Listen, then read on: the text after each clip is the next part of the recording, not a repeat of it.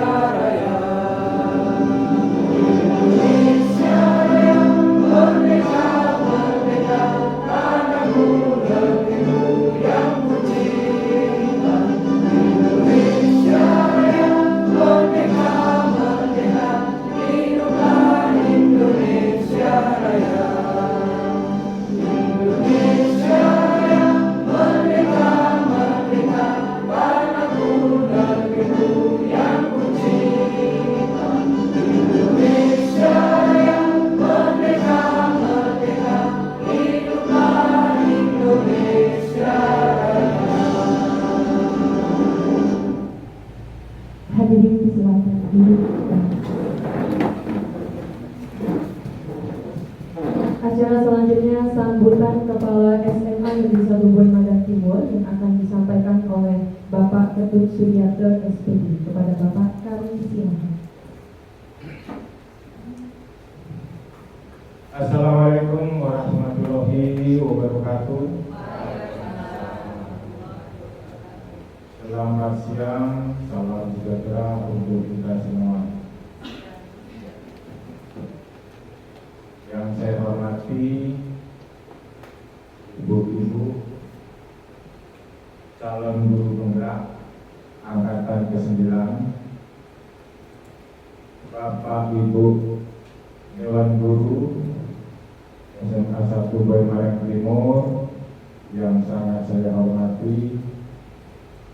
Tak henti-hentinya kita memanjatkan puji syukur kehadirat Tuhan Yang Maha Esa atas nikmat rahmat dan karunia-Nya kita dapat berkumpul bersama di ruang guru dalam rangka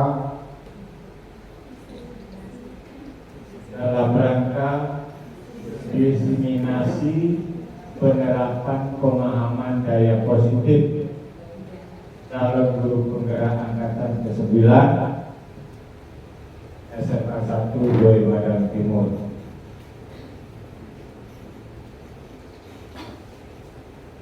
Bapak Ibu yang saya hormati, dengan adanya kegiatan ini salah satu pembentukan profil pelajar Pancasila, karena kedepannya Bapak Ibu calon guru penggerak ini akan menerapkan berbagai macam pola untuk perbaikan, untuk mengisi apa yang menjadi harapan untuk sekolah kita di masa yang akan datang. Bapak Ibu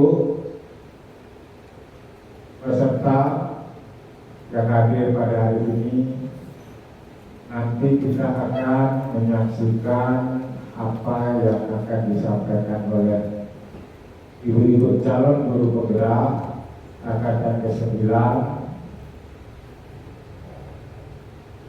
Beliau nanti akan menyampaikan topik yang berbeda, tetapi semua itu adalah tuntunan untuk perbaikan sekolah ini ke depan.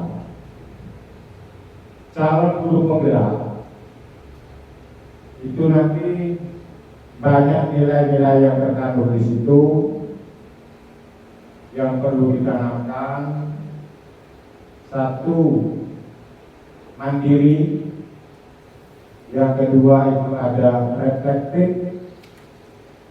Yang ketiga itu ada kolaboratif, ada inovatif, ada berpikir atau berpihak pada peserta didik. Untuk itu penerapannya nanti di sekolah kita, harapan kedepannya sekolah kita ini akan mengalami satu perubahan yang sangat signifikan, terutama pembentukan daripada karakter anak.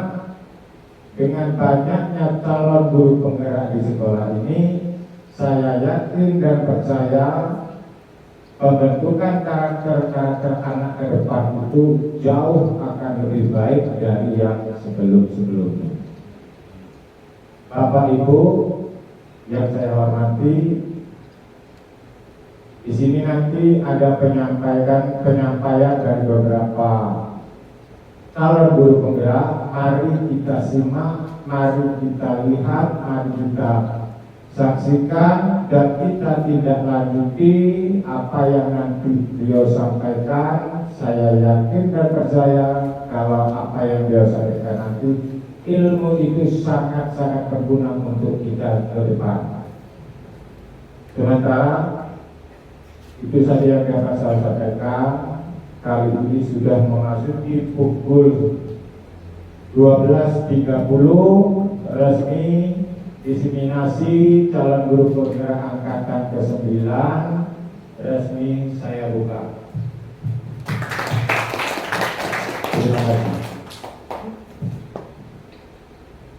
Itulah tadi sambutan sekaligus pembukaan acara diseminasi dan penerapan.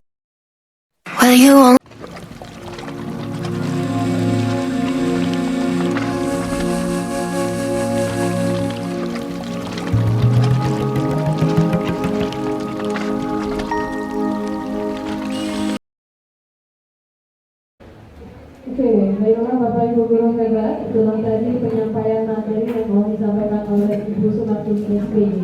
Sekali lagi kita berikan applause untuk penampilan pemaparan materi.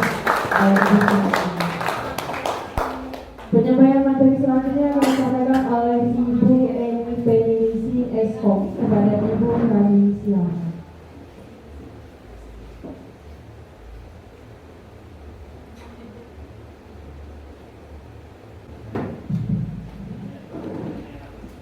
Terima kasih. Assalamualaikum warahmatullahi wabarakatuh.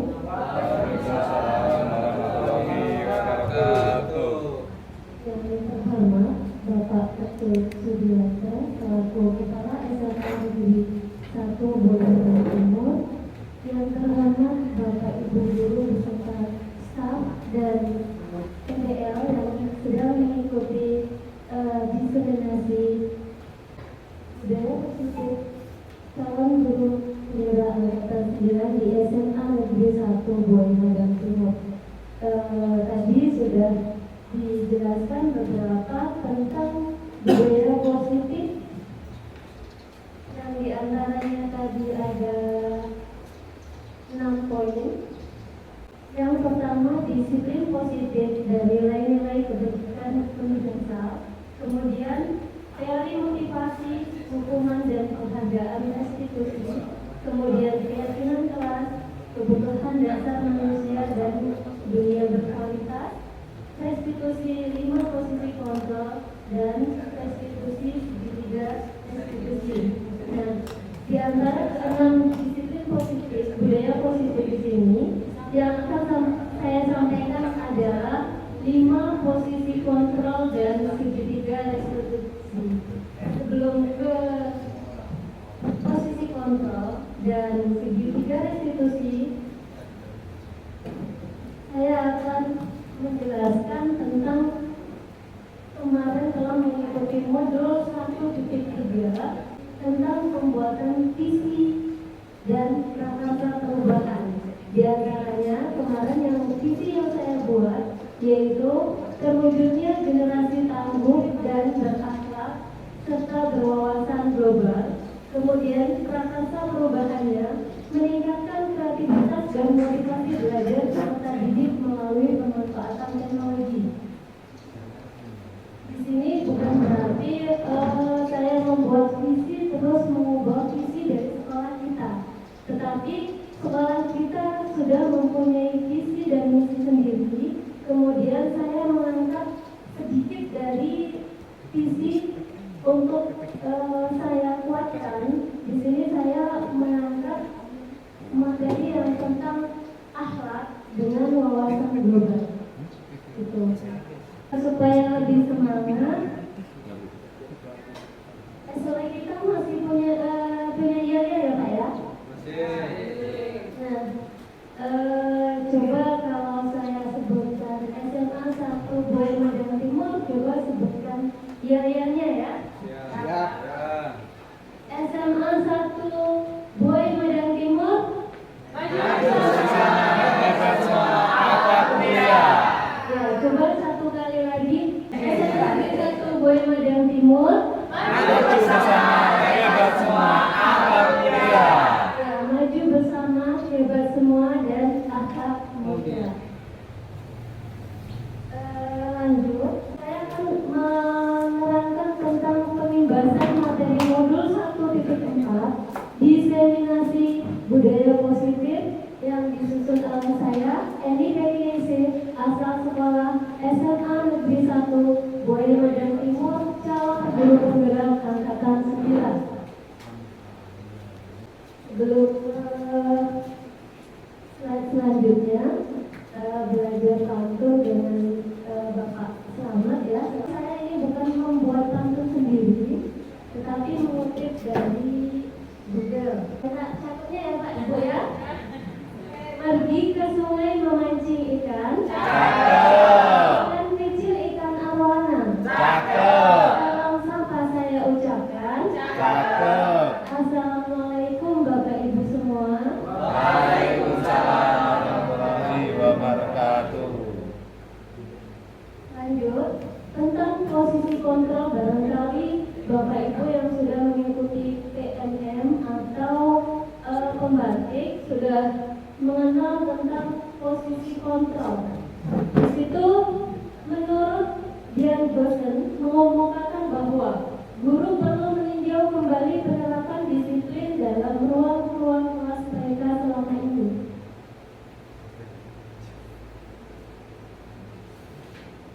Kemudian karena ini sudah siang, saya juga akan mengadakan ice breaking dulu Pak.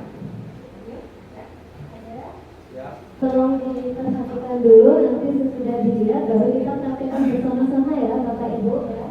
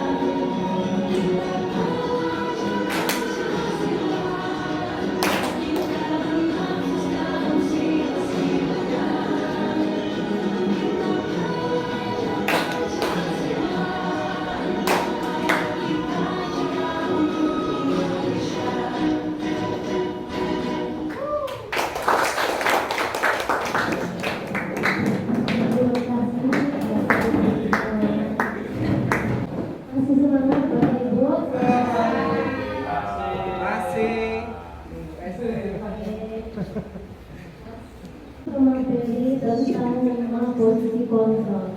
Dari sini bisa dilihat ada 5 posisi kontrol guru kepada peserta didik. Di antaranya ada penghukum, kemudian pembuat merasa bersalah, terus yang ketiga teman, yang keempat pemantau, dan yang kelima manajer. Seandainya dalam kehidupan sehari-hari kita di sekolah, kira-kira setelah melihat posisi kontrol yang ada di depan, di antaranya tadi penghukum, pembuat merasa bersalah, teman, pemantau, dan manajer, yang Bapak Ibu terapkan bagian nomor 1, 2, 3, 4, atau 5, atau kelima-limanya. 1. Penghukum pernah melakukan? Pembuat merasa bersalah? Teman? Pemantau? Manajer? Yang sering Bapak Ibu lakukan, coba saya minta tolong, ini ada potongan kertas kecil. Saya minta untuk Bapak Ibu mengisikan tanpa menuliskan nama Bapak Ibu yang biasa. Nanti dari sini kan belum saya jelaskan apa itu sebagai penghukum, kemudian pembuat rasa bersalah, kemudian penganggap sebagai teman, pemantau, atau manajer. Silakan dituliskan apa yang biasa Bapak Ibu lakukan ketika menemukan peserta didik bermasalah, menghadapinya. Memakai posisi kontrol yang nomor berapa, silakan dituliskan. Nanti sesudah dijelaskan apakah akan ada perubahan atau tetap seperti itu, nanti bisa dituliskan di bawahnya nanti ya. Minta tolong ya Bapak Ibu.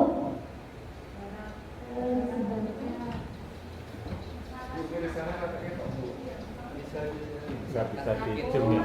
Posisi kontrolnya saja, bukan masalahnya. Yang biasa Bapak Ibu lakukan. Ini kalau ada yang mulai.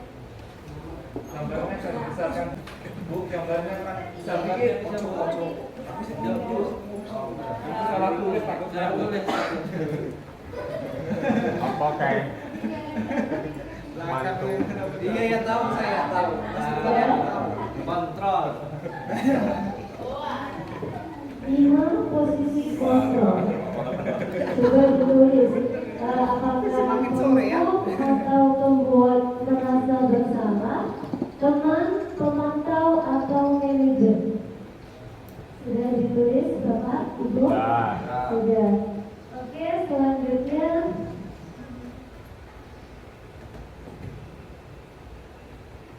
yang pertama saya jelaskan dulu posisi penghukum. Seorang penghukum bisa menggunakan hukuman fisik maupun verbal.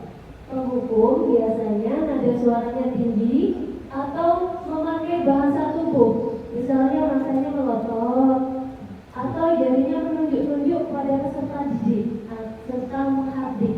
Itu biasanya yang dilakukan oleh penghukum. Misalnya ada kata, kalau siswanya terlambat, bilang terlambat lagi, pasti terlambat lagi, selalu datang terlambat.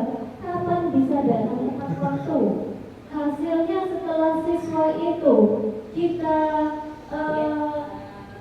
buat kata-kata seperti itu, kemungkinan siswa itu akan menurut di depan kita. Kemungkinan ada yang langsung membantah sekali spontan ya, tetapi ada yang diam menurut tetapi di dalam hatinya tidak terima atau mendendam atau bersifat agresif. Itu posisi penghukum. Kemudian posisi pembuat merasa bersalah. Pada posisi ini biasanya guru akan berusaha lebih lembut. Pembuat rasa bersalah akan menggunakan keheningan yang membuat orang lain merasa tidak nyaman, bersalah, atau rendah diri. Di posisi ini murid akan memiliki penilaian diri yang buruk tentang diri mereka. Murid merasa tidak berharga dan telah mengecewakan orang-orang yang disayanginya. Pembuat merasa bersalah biasanya nada suaranya memelas, lebih halus, atau terkesan sedih. Bahasa tubuhnya merapat pada anak atau lesu. Hasil yang didapatkan, murid ataupun respon murid, peserta didik akan merasa bersalah. Bersalah telah mengecewakan ibu atau bapak gurunya. Itu posisi kontrol yang kedua. Kemudian lanjut ke posisi kontrol yang ketiga, yaitu posisi teman. Guru pada posisi ini tidak akan menyakiti murid, namun akan tetap berusaha, berupaya mengontrol murid melalui persuasi atau pendekatan ya. Guru di posisi teman menggunakan hubungan baik. Biasanya dia melakukan humor atau bercanda untuk mempengaruhi peserta didiknya. Hal negatif dari posisi teman adalah bila suatu saat guru tersebut tidak membantu peserta didik itu, dia akan kecewa. Biasanya nada yang disebutkan ketika guru menganggap peserta didik itu sebagai teman, itu nada suaranya lebih ramah, akrab, kemudian terlihat bercanda, bahasa tubuhnya merapat pada murid, mata dan senyumnya jenaka. Hasilnya, murid akan merasa senang dan akrab dengan guru. Ini termasuk dampak positif. Hanya saja di sisi negatif, murid menjadi tergantung pada guru. Ketika tidak dibantu, misalnya ya udah dibantu karena sudah dianggap sebagai teman kan ya. Tetapi ketika nanti tidak dianggap lagi sebagai teman, peserta didik itu akan kecewa dan merasa ketergantungan dari penghukum. Kemudian pembuat merasa bersalah, itu dari penghukum itu yang lebih tidak dianjurkan, dilarang. Kemudian kalau pembuat merasa bersalah itu kurang dianjurkan. Posisi teman masih biasanya masih boleh, tetapi ada indikasi di sini masih ada dampak negatifnya ya, Bapak Ibu. Dia akan merasa tergantung. Ya. Lanjut pada posisi pemantau. Posisi pemantau berdasarkan pada peraturan-peraturan konsekuensi. Dengan menggunakan sanksi atau konsekuensi, kita dapat memisahkan hubungan pribadi kita dengan murid. Sebagai seseorang yang menjalankan posisi pemantau, nada suaranya datar, bahasa tubuhnya lebih formal. Hasilnya, murid memahami konsekuensi yang harus dijalankan karena telah melanggar salah satu peraturan sekolah. Guru tidak menunjukkan suatu emosi yang berlebihan, menjadi marah atau berbuat salah. Selanjutnya, yang terakhir adalah posisi manajer.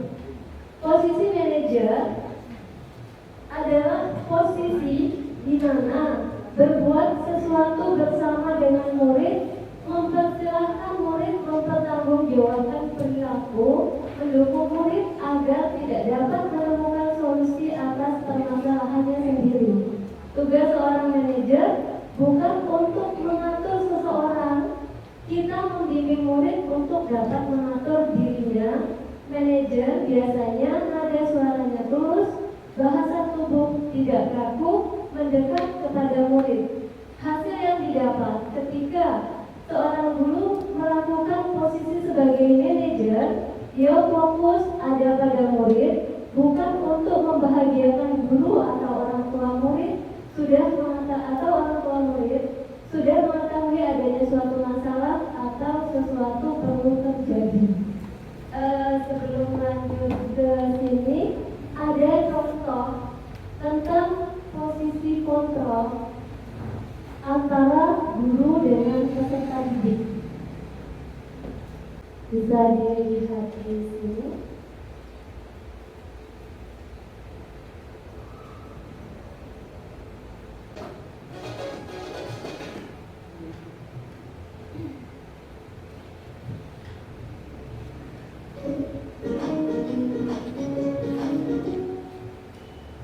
Salam bahagia Ibu dan Bapak Guru hebat. Dalam penerapan disiplin positif restitusi, salah satu program yang dikembangkan adalah 5 posisi kontrol. 5 posisi kontrol dalam restitusi adalah proses perjalanan seorang pendidik agar kata-kata yang dibicarakan akan berasa menjadi terberat, memandang buruk dirinya sendiri, merasa tidak harga dan tidak sanggup mengajarkan orang lain. Ketika guru mengambil sisi pembatasan salah, mulut akan mengalami dirinya yang bersalah dan ia lupa arti tersebut dalam dirinya.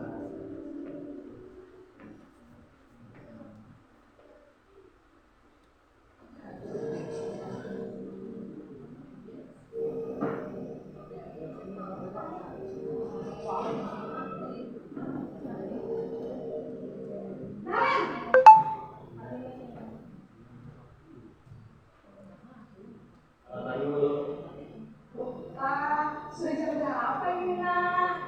Lambat lagi ya, sayang. Bu, habis buku saya, Pak, lupa bawa saya, Bu. Kamu mau menyalakan istri kamu. Kamu bukannya anak yang paling kencang. Kok terlambat sih? Iya, Bu. Saya memang lambat bangun tadi. Jadi, biar bisa lari kencang, tetap balasin kencang, Bu. Ya sudah, sayang. Nanti lain kali larinya lebih kencang lagi ya. Biar gak terlambat lagi. Bikin seneng ibu. Demi ibu. Bisa kan? Bisa lah, Bu. Ya sudah, sekarang masuk kelas. Ibu kan tidak usah absen kamu. Kamu ini ada saya.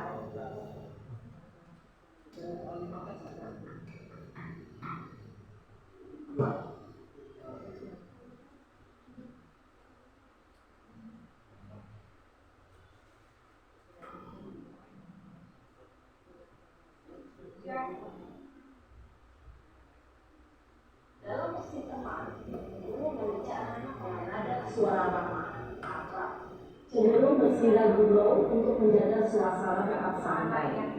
Murid akan merasa senang, aman, dan akrab dengan guru. Identitas yang tercipta adalah identitas.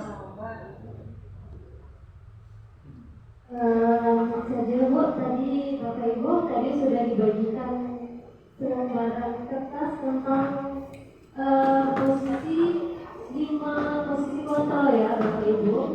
Coba diperhatikan. Nanti bisa di-share di WA masing-masing, di WA group ya. Di posisi kelima posisi tersebut, yang pertama diantaranya ada posisi penghukum, kemudian membuat orang merasa bersalah, teman, pemantau atau manajer. Di sini yang diharapkan kita untuk melakukan posisi kontrol yang kelima, yaitu posisi kontrol apa? Manajer.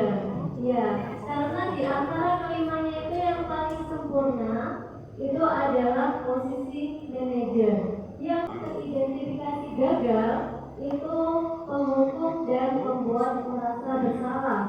Kemudian identitas berhasil atau sukses biasanya perilaku posisi kontrol sebagai teman, pemantau atau manajer. Di bagian penghukum itu guru berbuat, menghardik, menunjuk, menyakiti atau menyindir. Kemudian biasanya kata-katanya adalah kalau tidak melakukannya saya akan diberikan dia hukuman yang biasanya secara tiba-tiba dilakukan tanpa persetujuan dengan peserta didik. Kemudian hasilnya peserta didik itu akan menyalahkan guru tersebut atau memberontak. Murid biasanya berkata saya tidak peduli. Dampak pada muridnya akan tetap mengulangi kesalahan yang berulang kali, perilakunya menjadi agresif. Kaitannya dengan dunia berkualitas, murid meletakkan guru di luar dunia berkualitas. Kemudian yang membuat merasa bersalah.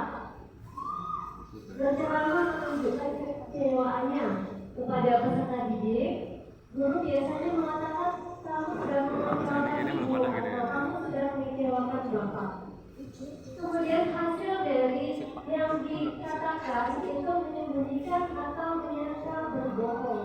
Murid berkata, perkataannya dikatakan murid biasanya maafkan saya Pak atau maafkan saya Bu. Dampak yang dirasakan ke peserta didik yaitu rendah diri, merasa gagal atau tidak berharga di mata guru tersebut. Kaitan dengan dunia berkualitas itu meletakkan guru di dalam dunia berkualitas.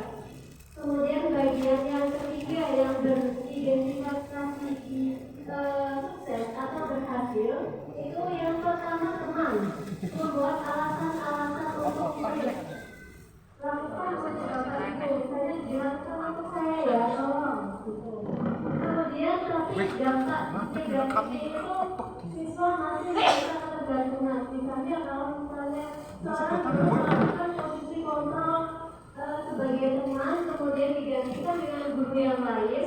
Ketika guru yang lain tidak melakukannya, maka murid itu akan merasa ada perbedaan antara guru satu dengan yang lainnya. Dia akan meminta diperlakukan seperti itu.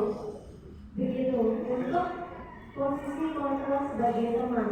Kemudian sebagai pemantau, menghitung dan mengukur. Biasanya kalau pemantau itu sebelum terjadi kejadian-kejadian yang bermasalah dalam budaya positif itu siswa tidak akan serta-merta akan turut baik semuanya, tetapi tetap di dalam seluruh peserta didik itu ada yang beraneka ragam, ada yang aktif, ada yang tidak aktif, ada yang selalu aktif, atau ada yang bermasalah, tidak bermasalah karena beraneka ragam karakter yang dimiliki oleh peserta didik ya.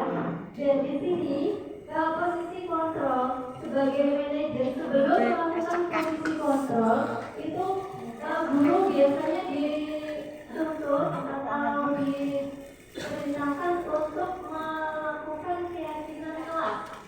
Setiap biasanya dilakukan pada awal pembelajaran berlangsung, misalnya di awal semester, di awal pelajaran, seperti itu membuat keyakinan kelas yang nanti akan lebih disampaikan oleh Ibu Sumiati ya untuk keyakinan kelasnya, tetapi masih berhubungan dengan posisi kontrol. Sebelum melakukan sesuatu, ketika perintah itu serta-merta langsung ditujukan ke peserta didik, itu berarti guru tersebut menghukum peserta didik. Misalnya, contoh, ketika ada siswa terlambat, misalnya datang terlambat 20 menit, kemudian disuruh lari ke lapangan 2 kali dengan pada waktu jam pelajaran berlangsung, tapi pelajaran PJOK, misalnya pelajaran kerja, itu peserta didik memakai seragam yang sama dengan teman-temannya, terus guru pendidik tersebut memberikan konsekuensi sama-sama melakukan lari lapangan 2 kali, tetapi itu bisa dikenakan berbeda. Kira-kira Bapak Ibu tahu tidak perbedaannya di mana? Apakah beda atau sama? Misalnya, tadi yang saya sebutkan, peserta didik datang terlambat 20 menit sesudah dia masuk, kemudian diberi tugas untuk lari lapangan 2 kali dengan pada waktu jam PJOK, dia tidak memakai seragam seperti temannya, kemudian dia melakukan lari lapangan 2 kali. Kira-kira ada Bapak Ibu yang bertanggung jawab, itu sama atau tidak sama? Tidak sama. Coba saya minta alasannya Ibu tolong. Baik, saya akan coba menjawab dari 2 kasus yang disebutkan oleh Ibu Eni Peningsi, di mana jika ada siswa yang terlambat 20 menit kemudian dia diberi hukuman untuk keliling lapangan, dan satu lagi adalah kasus di mana jika anak terlambat di pelajaran PJOK diberi hukuman keliling lapangan 2 kali. Jadi anak tersebut diberi hukuman yang sama untuk mengelilingi lapangan. Ini ada perbedaannya, kalau satu itu hukuman, kalau satu konsekuensi. Kenapa satu hukuman? Karena di saat anak tersebut terlambat, langsung diberikan hukuman keliling lapangan 2 kali. Ini yang menjadi salah satu hukuman, karena tidak ada perjanjian terlebih dahulu antara guru dan murid. Kalau yang satu, karena dia sudah berada di posisi pelajaran PJOK, artinya secara tidak mungkin kalau guru PJOK tersebut tidak memberikan konsekuensi atau perjanjian terlebih dahulu. Maka benar kalau misalkan kalau dia terlambat di dalam pelajaran PJOK, dia akan mendapatkan sanksi sebanyak 2 kali keliling lapangan. Jadi begitu yang bisa saya tangkap dari 2 kasus ini. Terima kasih. Terima kasih untuk Bu Sumartini. Minta tolong aplausnya Bapak Ibu. Ya, seperti yang dijelaskan oleh Bu Sumartini, walaupun dengan tindakan sama-sama melakukan perintah 2 kali keliling lapangan, tapi bukan berarti itu sama-sama bersifat menghukum atau konsekuensi, ya. Tetapi karena ada perbedaannya, di mana perbedaannya ketika dikatakan menghukum itu berdasarkan secara tiba-tiba. Perintah itu diberlakukan secara tiba-tiba tanpa ada persetujuan antara kedua belah pihak. Tetapi kalau yang satunya karena masih berkenaan dengan pelajaran PJOK, sama-sama penjas ya, untuk kesehatan juga. Kemudian kemungkinannya seorang guru tersebut sebelum melakukan perintah 2 kali keliling lapangan itu, dia sudah melakukan keyakinan kelas terlebih dahulu. Keyakinan kelas itu apa? Ada yang tahu Bapak Ibu? Keyakinan? Ya, benar. Terima kasih Bu Yuda. Ya, keyakinan bisa dikatakan dengan kesepakatan kelas. Biasanya dia dibuat di awal pertemuan, ya, di awal pertemuan, biasanya di awal semester atau di tahun ajaran baru. Nanti akan lebih detailnya akan disampaikan kepada Bu Sumiati. Kembali ke sini karena itu ada kaitannya ya. Kenapa kemarin ada ibu atau bapak guru yang berkenaan tidak apa-apa menghukum, ada keberhasilan di situ, berhasil ketika dilaksanakan murid tampak dia turun di depannya, tetapi belum tentu di dalam hatinya itu dia terima.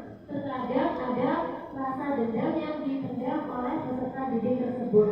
Jadi kembali lagi untuk 5 posisi kontrol itu dibagi menjadi 2. Yang identitasnya gagal adalah penghukum dan merasa membuat merasa bersalah.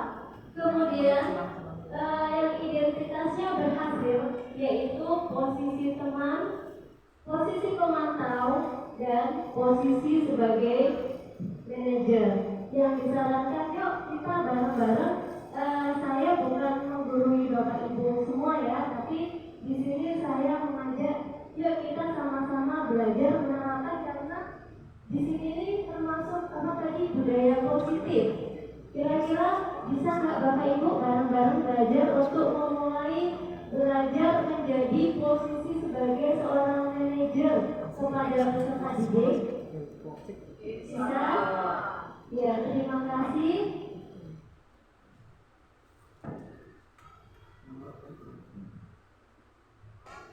Kesimpulan dari posisi kontrol yang paling baik dan efektif adalah posisi sebagai manajer, karena pada posisi ini terjadi penguatan watak karakter. Dampaknya murid dapat mengevaluasi diri bagaimana diri menjadi lebih baik. Tabel yang ini saya bagi karena di sini tulisannya terlihat agak kecil ya. Bisa dilihat di bagian printout-nya saja. Perilaku kontrol negatif dengan perilaku kontrol positif sebagai kelimanya. Kemudian lanjut ke restitusi. Segitiga restitusi. Tadi sudah disinggung sedikit tentang segitiga restitusi. Apa itu restitusi? Restitusi merupakan sebuah pendekatan untuk menciptakan disiplin positif. Restitusi adalah proses menciptakan kondisi bagi murid untuk memperbaiki kesalahan mereka sehingga mereka bisa kembali pada kelompok mereka dengan karakter yang lebih kuat. Bosen 2004. Restitusi juga merupakan proses kolaboratif yang mengajarkan murid untuk mencari solusi dalam masalah mereka dan membantu murid berpikir tentang orang seperti apa yang mereka inginkan dan bagaimana mereka memperlakukan orang lain.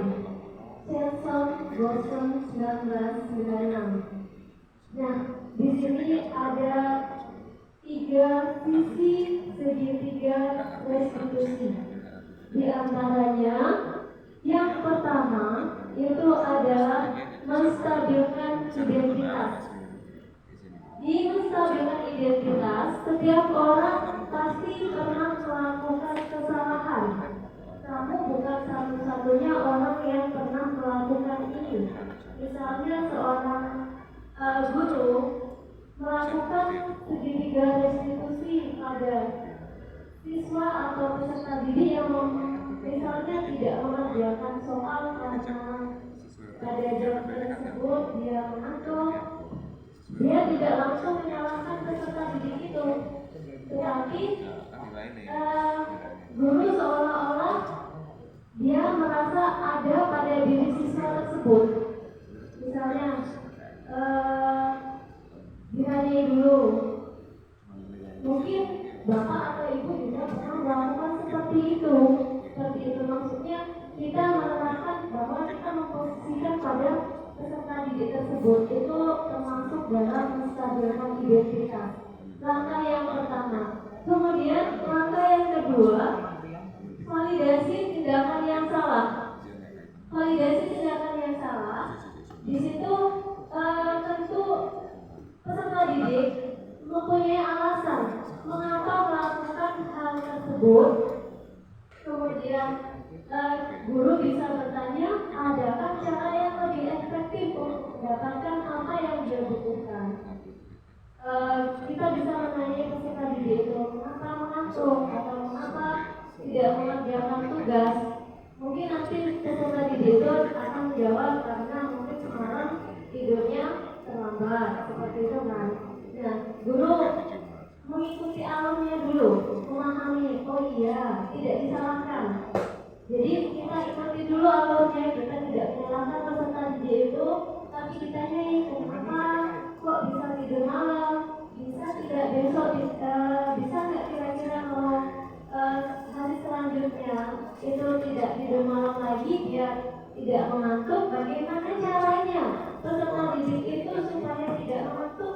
Ya, dia yang mencari solusi. Jadi guru itu sebagai manajer, maksudnya kita mengeluarkan pertanyaan-pertanyaan semantik yang bisa dijawab oleh peserta didik tersebut dan bagaimana cara peserta didik itu melakukan atau memecahkan masalahnya dia sendiri. Kemudian setelah dia memecah di situ dengan menanyakan keyakinan kelas, misalnya kalau tidak mengumpulkan tugas itu berarti keyakinan kelas bagian apa? Tanggung jawab misalnya ketika siswanya itu menjawab tentang keyakinan kelas yang telah disepakati tetapi dia melanggar, jadi dia pengennya seperti apa? Berarti misalnya, oh besok saya tidak akan mengulanginya lagi. Mungkin peserta didiknya akan menjawab seperti itu ya, tidak akan mengulanginya lagi dengan cara dia misalnya akan tidur lebih awal. Bagaimana dia tidur lebih awal? Misalnya menghidupkan alarm atau meminta bantuan kepada orang tua atau orang-orang sekitarnya untuk jadwal tidur dan bangun dia. Begitu. Itu termasuk menanyakan keyakinan dalam bagian finishing untuk sisi segitiga restitusi keyakinan kelas.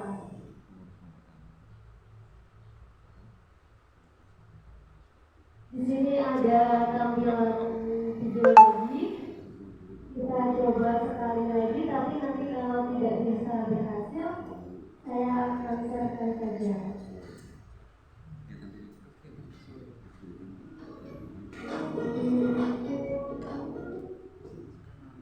Salam dan bahagia Ibu dan Bapak Guru hebat. Pada video kali ini kita akan membahas tentang salah satu program disiplin positif yang diterapkan di lingkungan sekolah yang dikenal dengan nama restitusi.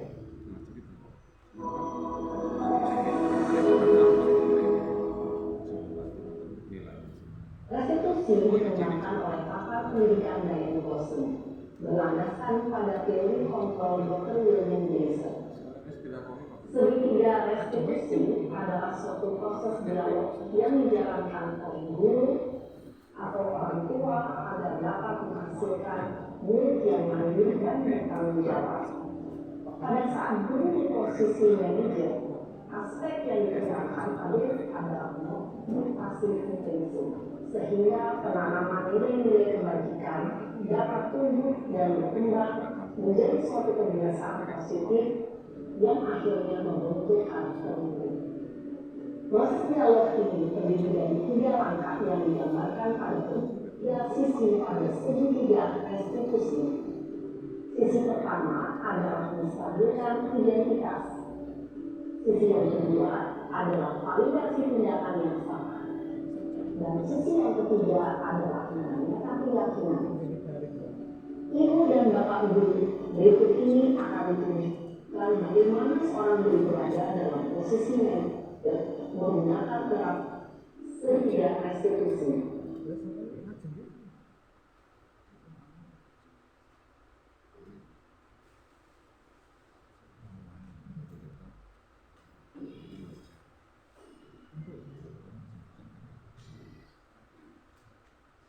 Segitiga restitusi.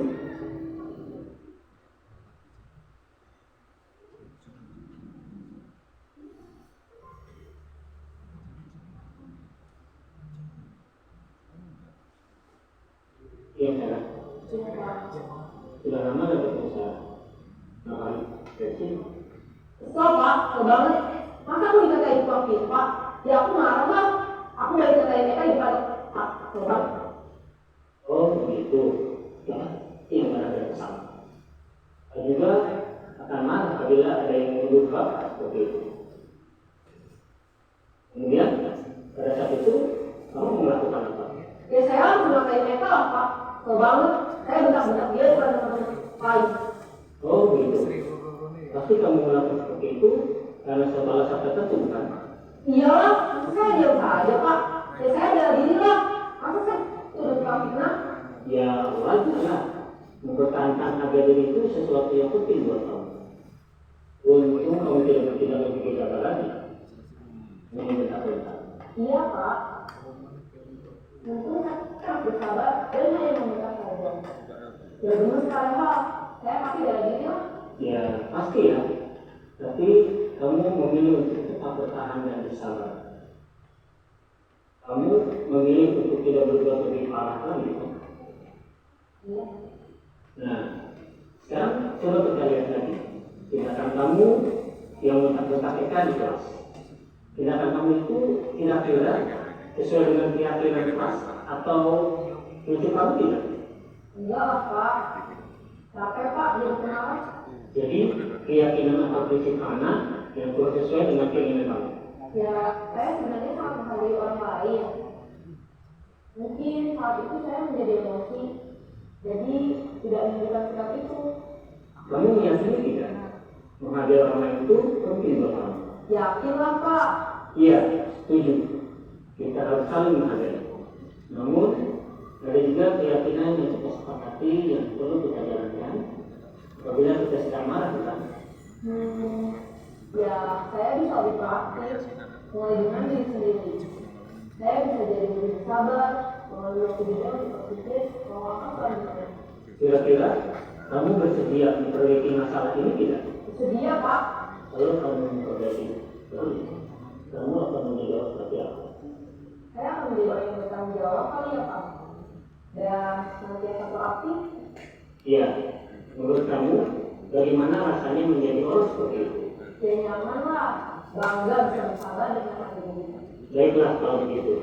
Yuk kita pikirkan gimana memperbaiki masalah ini.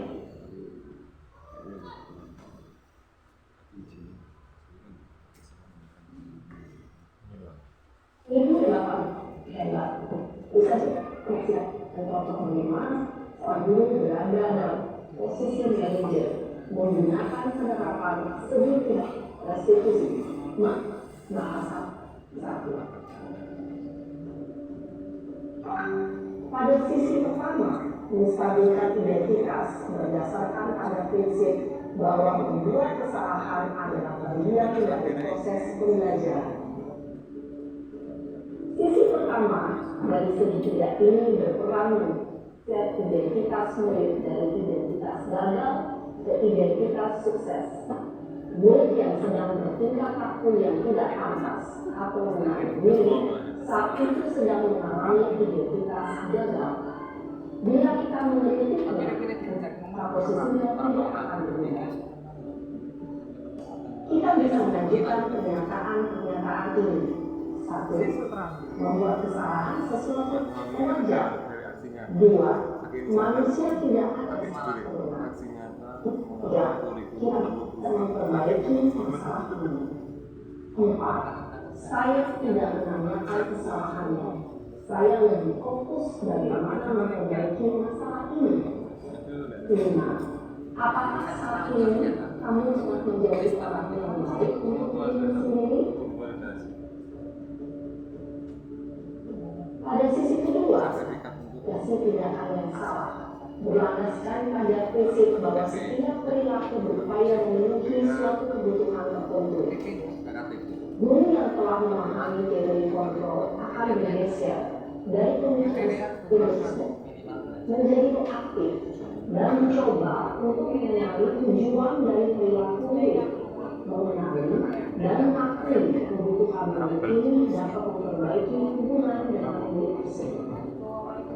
Pernyataan atau pertanyaan bisa disampaikan dengan nada suara tidak menghakimi atau memojokkan, sehingga ada memberikan diri pada posisi positif.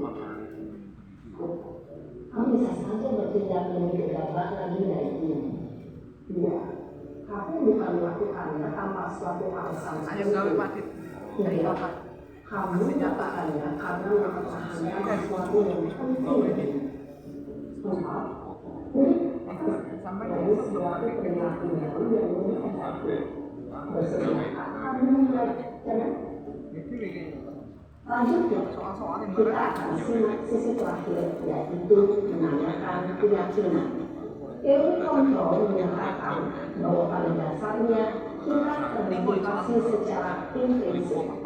Pada saat perilaku yang salah telah divalidasi dan identitas sukses telah sambil, maka murid telah siap menaikkan keyakinan-keyakinannya dengan tindakannya yang salah. Dan pemikirannya telah bergeser ini menjadi orang yang dituju. Pertanyaan-pertanyaan ini dapat memberikan keyakinan yang aneh.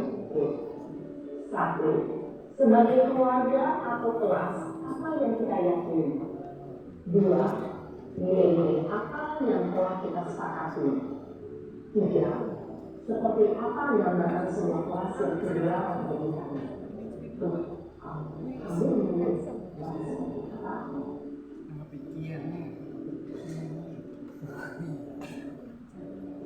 menerapkan sebuah itu sih, ini perhatikan beberapa hal, yaitu satu, perilaku ini dikaitkan dengan nilai atau keyakinan yang telah disepakati atau yang. Dua, kesediaan orang yang melakukan kesalahan untuk memperbaiki masalah. Kata mungkin orang akan memiliki kebutuhan yang salah yang ada. usaha dan usaha kebaikan nanti yang membuat kesalahan dengan waktu.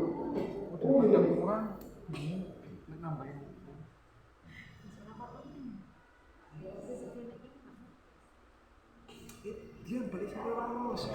Orang itu mana letak?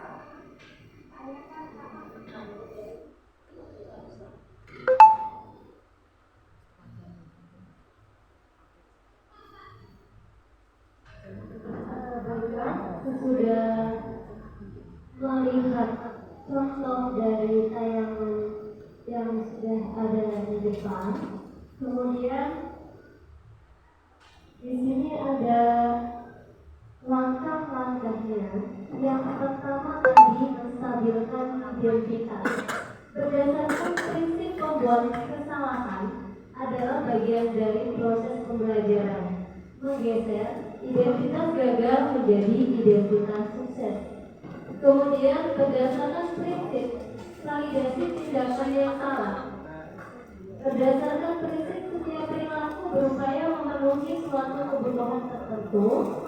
Kemudian guru akan bergeser dari pemikiran stimulus respon, maksudnya merespon ke peserta didik menjadi proaktif, mendukung. Kemudian sesudah mendukung, mengenali dan mengakui kebutuhan murid tersebut akan memperbaiki hubungan dengan murid tersebut. Yang terakhir, dari segitiga restitusi menanyakan keyakinan kelas. Murid akan diberi pertanyaan-pertanyaan bermakna untuk memunculkan motivasi secara intrinsik, sehingga mampu menaikkan keyakinan kelas dengan kasus yang salah. Di sini saya minta satu contoh guru untuk membuat segitiga restitusi. Jadi ada yang sebagai guru, ada yang satunya sebagai murid. Ketika murid itu melakukan tindakan yang salah, ada enggak Bapak Ibu yang secara sukarela maju ke depan memberikan contoh diskusi dialog untuk akhir dari segitiga restitusi ini? Sudah, Bapak Ibu? Langkah-langkahnya 3 tadi ya. 3 segitiga restitusi. Yang pertama, menstabilkan identitas. Maksudnya ketika siswa itu melakukan kesalahan, guru memposisikan berada pada posisi murid itu, tidak langsung menyalahkan. Misalnya siswa itu, saya beri contoh, misalnya ada peserta didik yang tidak melakukan kegiatan ekskul pramuka karena ikut jalan-jalan orang tuanya mungkin ke Palembang atau ke Lampung. Nah di situ ketika dijawab oleh peserta didik kenapa tidak melakukan kegiatan ekstra, karena jalan-jalan. Oh iya, Bapak Ibu pasti kalau jalan-jalan juga akan senang. Berarti kita merasa posisinya berada pada peserta didik itu senang, tapi sesudah itu kita memvalidasikan tindakan yang salah. Apakah jalan-jalan itu memang menyenangkan, tetapi apakah dia mematuhi keyakinan kelasnya atau mematuhi keyakinan sekolahnya? Ketika siswa itu menjawab, berarti masalahnya siswa itu harus seperti apa? Coba kalau misalnya ada peserta didik kira-kira ketika tidak melakukan ekskul, tidak hadir pada ekskul, kemudian alasannya kalau alasan sakit itu tidak ada lagi alasan lain ya, itu memang dimaklumi karena kesehatan. Tetapi kalau hanya untuk jalan-jalan, itu kira-kira tindakan siswa itu harus seperti apa yang sesuai? Ada yang tahu? Bapak, Ibu? Mau praktek nggak sih? Praktek apa langsung dipraktekkan aja? Praktekkan aja biar yang lain langsung paham ya. Yuk, siapa? Tolong. Ya aku jadi muridnya ya nggak apa-apa lah. Ya, mau, ayo. Saya mau jadi gurunya ini. Oke. Ya aku. Yuk, Pak, ngomong. Yuk, kenyang. Kenyang tolak. Ya.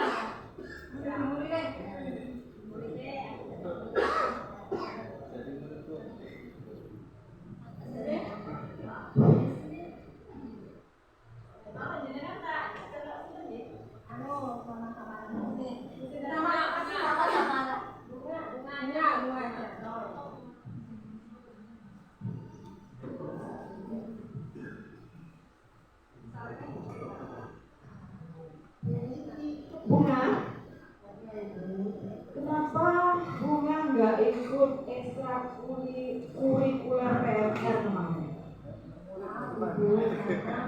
Saya kemarin di hari Sabtu jalan-jalan.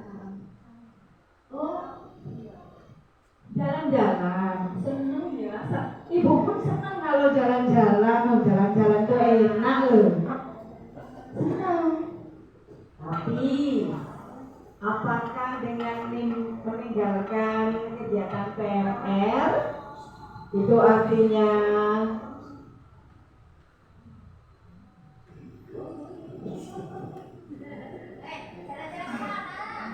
oh ini jalan-jalan kemana ya Bu?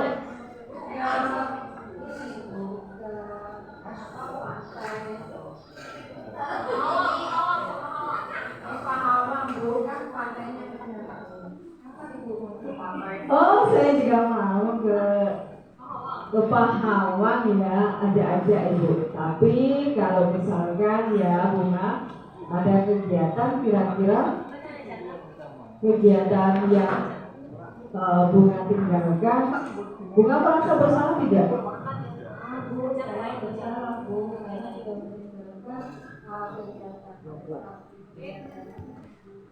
Makan. Iya, baik. Jadi kira-kira tindakan Bunga maunya yang seperti apa? Mengambil kesalahan saya dalam membuat perjanjian dan saya akan melakukan tugas yang saya tinggalkan. Ya, jadi ya Bunga, kalau misalkan ada kegiatan PMR wajib diikuti. Artinya Bunga sudah meyakini bahwa gotong royong dan bekerja sama dalam suatu kegiatan itu penting ya. Jadi terima kasih Bunga sudah meyakini bahwa gotong royong dan bekerja sama itu penting. Lain kali jangan diulangi lagi ya. Ya Bu, siap. Baik, terima kasih Bunga.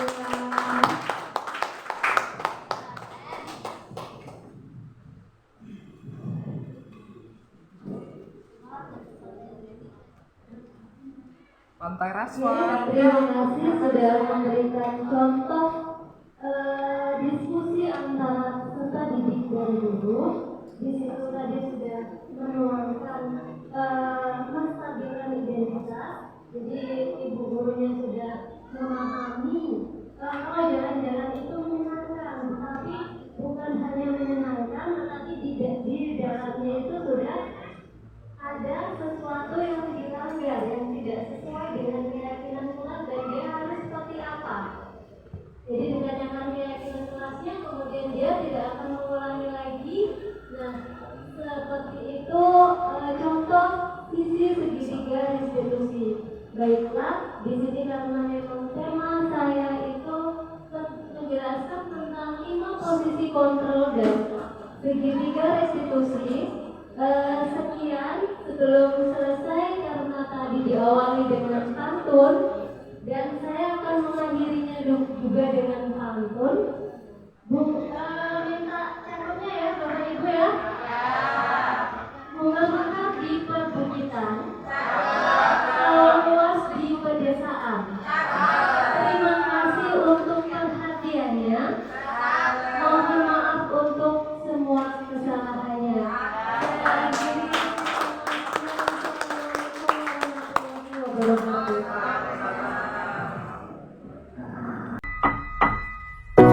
It's the most beautiful time of the year.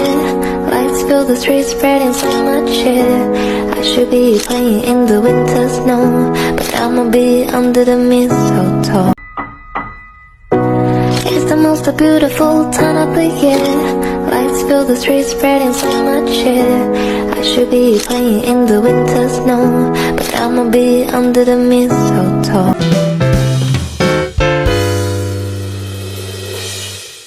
Assalamualaikum warahmatullahi wabarakatuh. Saya Kepala SMA Negeri 1 Boyolmadang Timur memperkenalkan ibu-ibu calon guru penggerak yang saat ini lagi dalam proses, seperti Ibu Penny SPD. Saya mengucapkan terima kasih yang sedalam-dalamnya atas kegiatan calon guru penggerak ini. Harapan saya ke depan, dengan adanya guru penggerak di sekolah ini akan memberikan kemajuan yang sangat signifikan terhadap proses kegiatan belajar mengajar, sehingga kedepannya sekolah ini menjadi sekolah yang lebih baik dalam segi prestasi akademik maupun prestasi non-akademik. Demikianlah harapan saya selaku Kepala SMA 1 Bayi Madang Timur. Mudah-mudahan ke depan dari 4 CGP yang saat ini masih dalam proses dapat mengimplementasikan ilmunya kepada peserta didik maupun kepada rekan-rekan guru yang saat ini belum terpanggil untuk ikut calon guru penggerak. Terima kasih.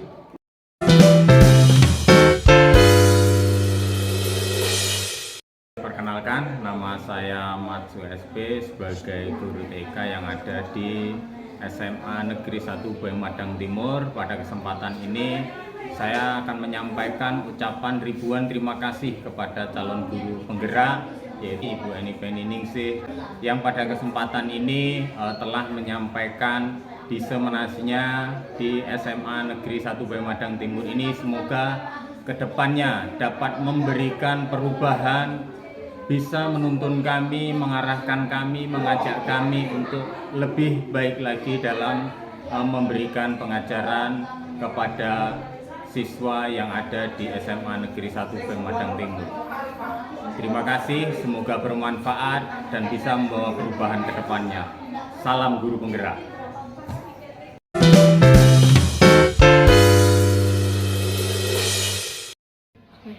Assalamualaikum warahmatullahi wabarakatuh. Perkenalkan, nama saya Nirmala Putri Cahaya dari kelas 12 IPA 1 SMA Negeri 1 Bayi Madang Timur.